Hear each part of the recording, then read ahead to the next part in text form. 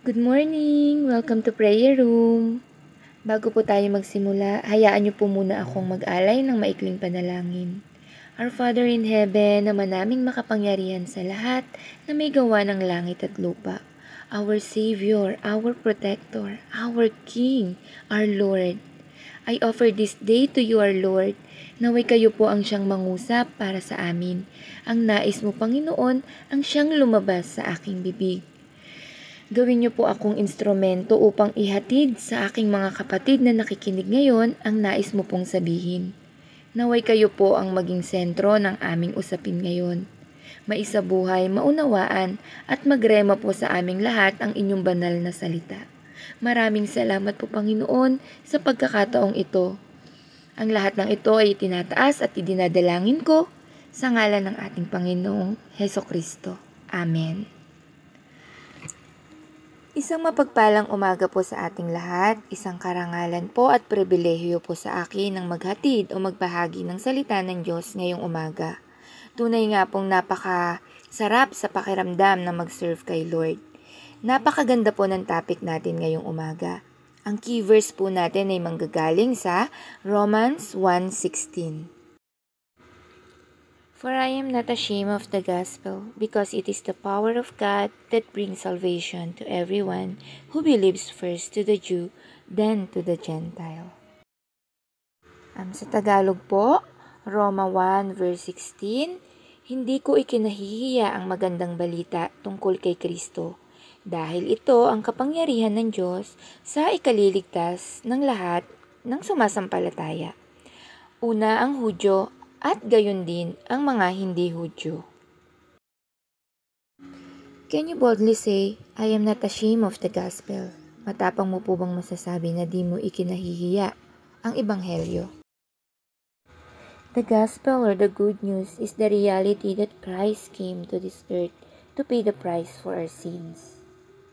Ang ebanghelyo o mabuting balita ay katotohanan na si Kristo ay naparito sa mundo upang bayaran ang ating mga kasalanan. Sa pamamagitan po ng paglalagay ng ating pananampalataya sa Kanya, hindi lamang po napatawad ang ating kasalanan, kundi ginantimpalaan din po niya tayo ng buhay na walang hanggan. Napakagandang mensahe po, di ba? Puno ng pag-asa. Lalo na kung nakikita natin ang makasalanang mundong kinalalagyan po natin ngayon. It's a great to know this is not an eternal home, kundi after po ng buhay natin dito sa mundo, ang eternal po ay sa piling niya.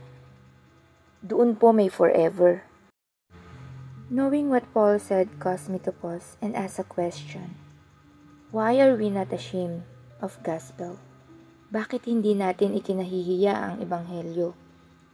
Isa pang tanong na pumasok sa isip ko, dapat ba nating ikahiya ang ebanghelyo? I want you to consider with me this and other question in light of the wonder and beauty of the gospel. What does Paul means when he says this? Yung sa Roman 1:16 nga po. Number 1 po, embarrassed or guilty because of one's action, characteristic or association. Number 2 po, reluctant to do something through fear of embarrassment or humiliation. Magsimula po tayo dito. Ano nga po ba talaga ang ibig sabihin ni Paul sa pahayag niya sa Romans 1:16? Kapag tinutukoy mo ang salitang nahihiya, meron po tayong dalawang kahulugan na naaangkop sa talatang ito.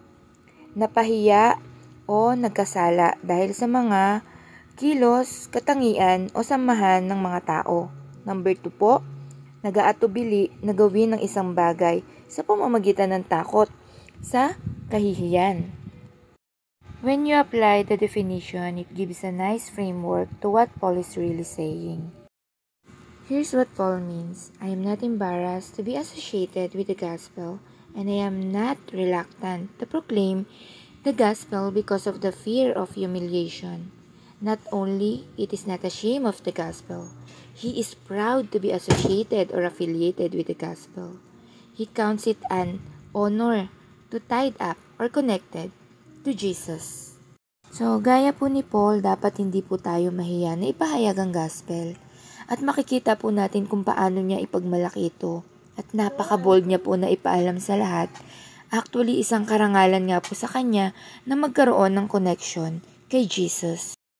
Ngayon naman po, what does it mean to be ashamed of the gospel? This is simply the opposite nung una po nating dinalakay. It means that you are shy away from identifying with or sharing the gospel because you are worried about being tied up to Jesus. This worry is based on fear of embarrassment or humiliation. Ito po kabaliktaran po nung nauna kung si Paul po sobrang proud siya at hindi na nahihiya. Ito naman ayaw magkaroon ng connection sa Panginoong Diyos. Kabaliktaran nung una. So if you are going to be honest, there have probably been times when you have been on both sides of the question. Yung isa, di ba po, proud na talagang proud siyang ipamalita yung gospel at magkaroon ng connection sa Panginoon. Tapos yung isang question naman po, ito naman yung nahihiya. So, may times po ba na both na pagdaanan mo? Ako po, I'm going to be honest po. Ako po, there have been times when I didn't even want anyone to know I was attending Bible study or posting some verses. Hindi po ako nagpo-post sa Facebook ko, no? Kasi, yun nga, for fear of embarrassment or humiliation, lalo po nung nag-i-start pa lang talaga ako. Kasi iniisip ko po na aasarin lang ako nung mga kagaya ko dati. Iba kasi yung tingin ko sa mga katulad po natin ngayon. Isa po ako sa mga nangaasar din sa mga amen, amen, hallelujah. I use that words po bilang pang-asar sa mga katulad po natin ngayon. Tingin ko din po kasi dati sa mga katulad natin is boring, KJ, ayun nga, killjoy, jologs, corny. But I was wrong. And I'm so sorry po talaga. Nirepent ko na po yan kay Lord. Talagang hiningi ko po ng tawad yan. But when I accepted God po as my Savior and offer my life to Him, nabago po ang lahat. I started sharing verses, attending Bible study. Yun, nabibiti na nga po ako, di ba? Gusto ko attend. And then watching YouTube or anything about God. Yung pakiramdam po na I want to know Jesus. Yung uhaw na uhaw ako po sa mga salita niya. Kaya now, I'm proud to say that I am a child of God. Wala na po akong pakialam sa sasabihin sa akin ng iba. Yung ibang kagaya ko lang din po dati na nagpo-persecute sa mga mananampalataya, no, talagang grabe po mga asar.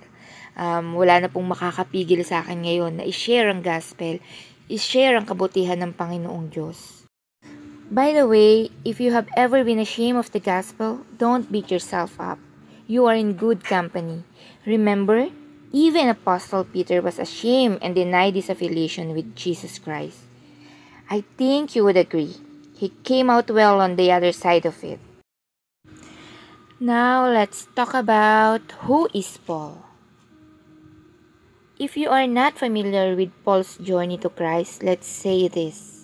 There is no screenwriter in Hollywood that could have created a better story of Paul's conversion. Prior to his conversion, he was Saul of Tarsus, a Pharisee. In fact, he was the Pharisee of the Pharisees. Okay, let's listen to his own word describing himself before he came to Christ. Philippians 3 verse 4 to 6, if someone else thinks they have reason to put confidence in the flesh, I have more. Circumcised on the 8th day, of the people of Israel, of the tribe of Benjamin, a Hebrew of Hebrews, in regard to the law, a Pharisee, as for zeal, persecuting the church, as for righteousness, based on the law, faultless. Basahin din po natin sa Tagalog. Mas maganda kasi sa Tagalog eh. Okay, galing po sa Filipos, chapter 3, verse 4 to 5. Kung sa bagay, mayroon akong maipagmamalaki. Kung ang pagsunod sa mga seremonya ang pag-uusapan, kung iniisip ni Numa na may katuwiran siyang magmalaki sa mga bagay na ito, lalo na ako. Sapagkat noong 8 araw pa lamang ako ay tinuli na ako. Isa akong Israelita na mula sa lahi ni Benjamin. Kaya kung pagiging tunay na Hudyo ang pag-uusapan, talagang tunay akong Hudyo. At kung ang pagsunod sa kautusan ng mga Hudyo naman ang pag-uusapan, talagang sinusunod ko ito dahil Pariseyo ako. Kung tungkol naman sa sigasig ng pagsunod sa relihiyon ng mga Hudyo, inusig ko ang iglesia. Walang mapipinta sa akin pagdating sa pagsunod sa kautusan. If you notice in the description, he was not only zealous for the law, he was a persecutor of the early church. So, manguusig po siya. Isa sa unang pagpapakilala po kay Saul is the stoning of the Stephen in Acts 7. Even though Saul was zealous for the law, he had a reputation of someone to be feared because he was having Christian thrown as executed. Kung ikaw po ay Kristiyano nung panahon niya, nako malamang po, isa ka po sa matatakot kay Saul. Yet, it was this Saul who God met personally on the road to Damascus, which changed his life forever. Mababasa po yan sa Acts 9. Try niyo pong basahin, maganda po yung story na yan.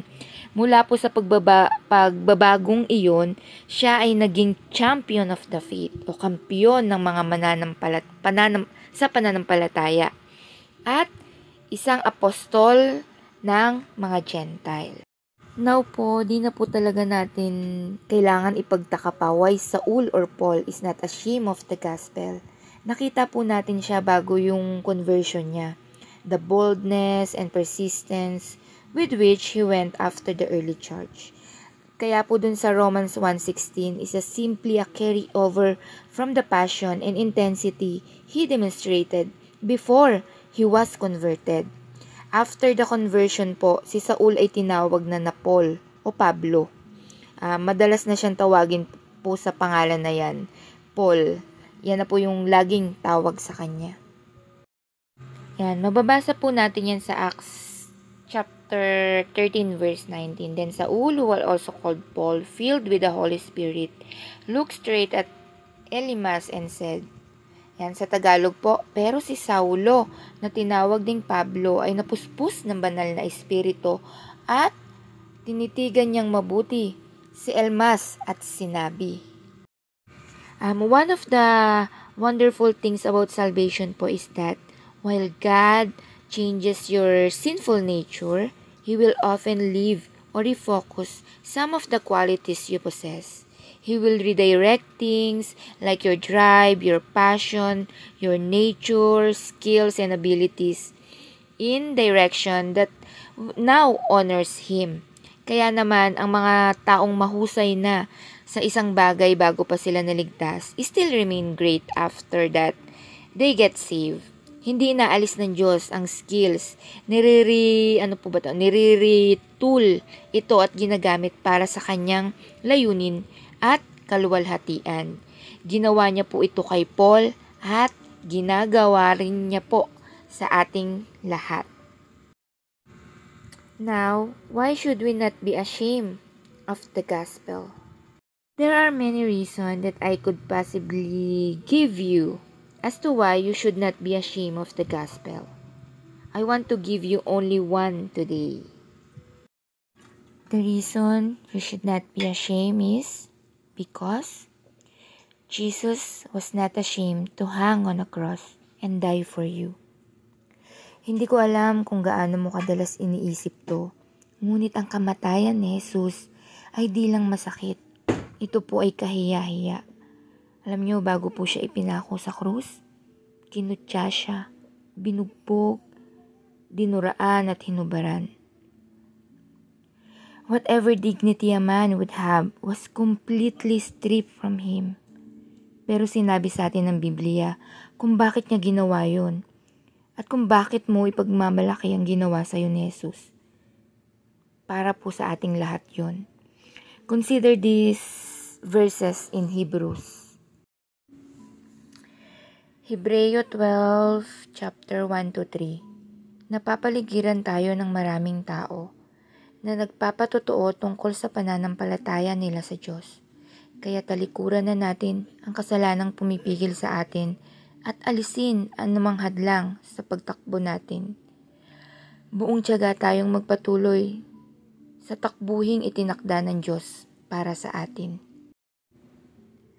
Ituon natin ang ating paningin kay Jesus na siyang sandigan ng pananampalataya natin. Mula sa simula hanggang sa katapusan.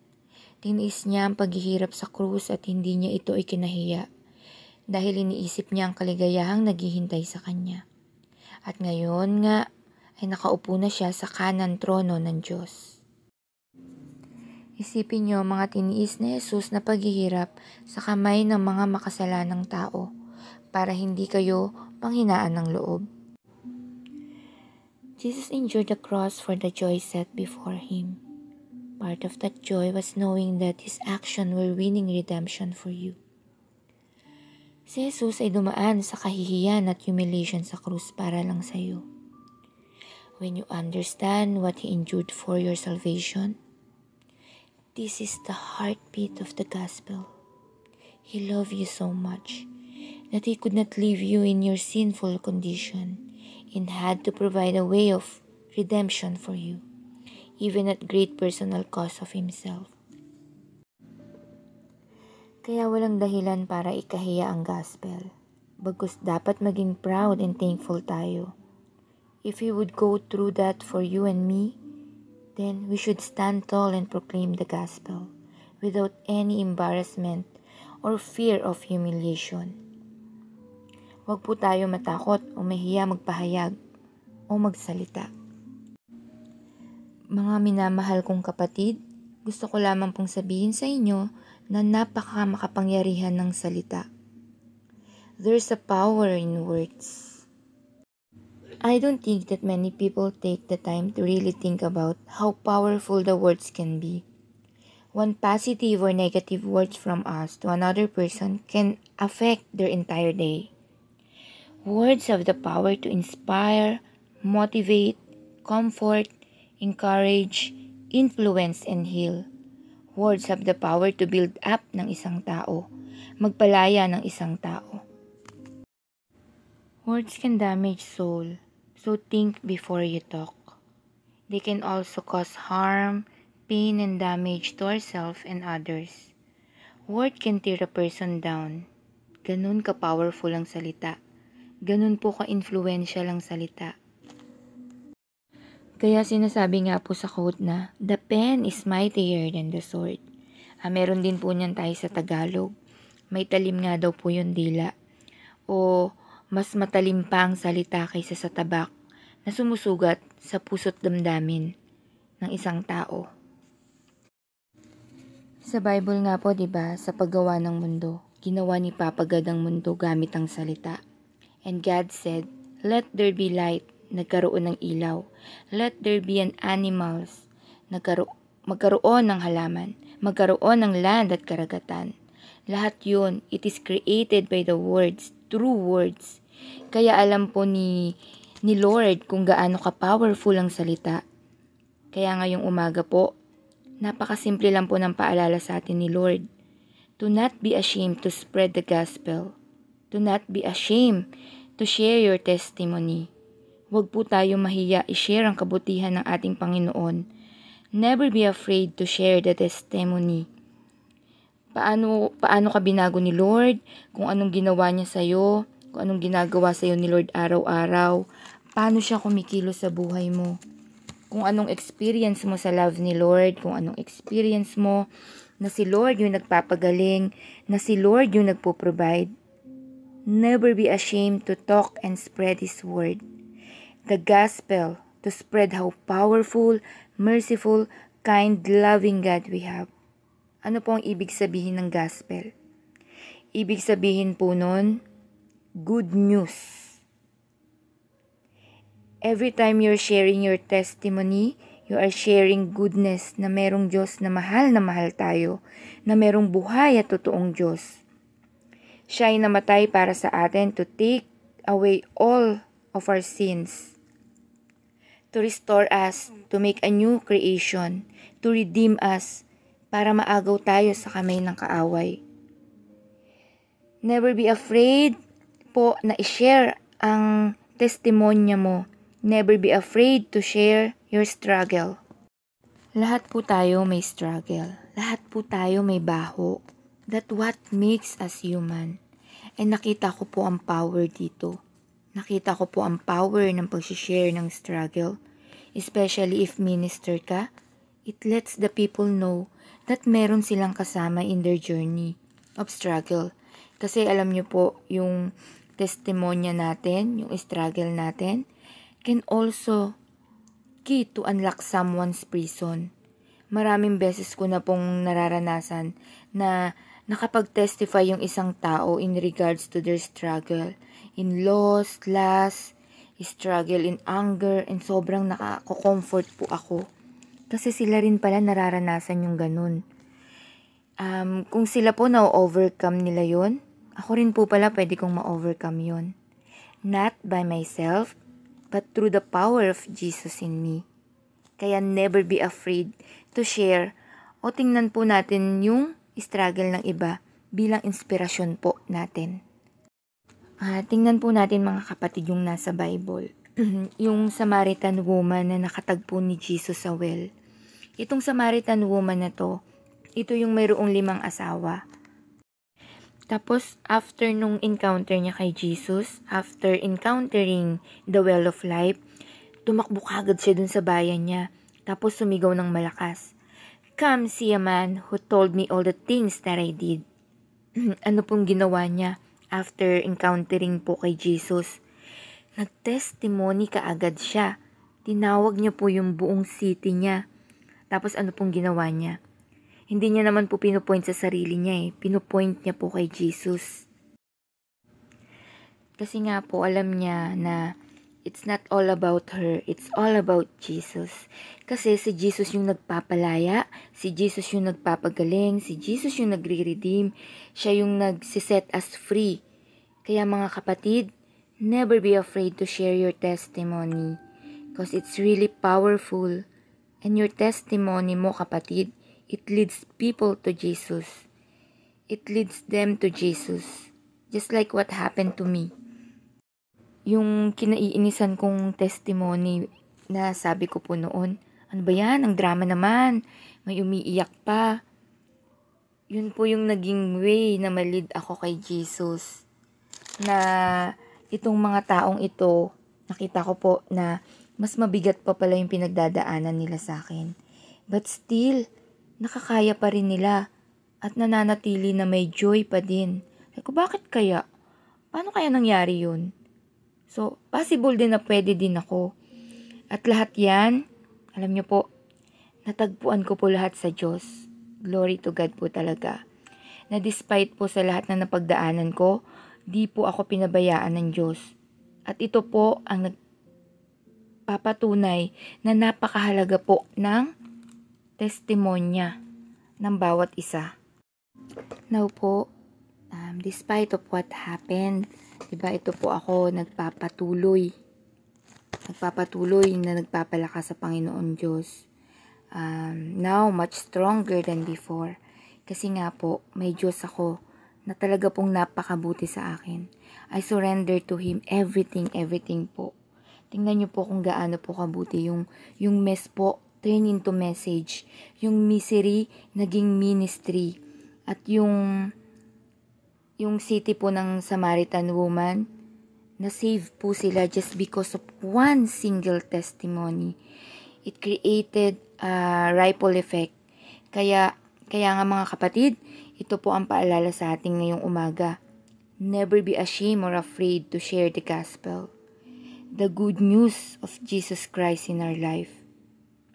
Ako po, maldita po talaga ako dati. Diba? Mukhang pera, puro pera. For how many years po, nakulong po ako sa pagtatrabaho, naging workaholic, as in workaholic na malala, na depressed. Nung nawala na yung perang ginawa kong mundo, naku, muntik na po talaga akong madeds. No?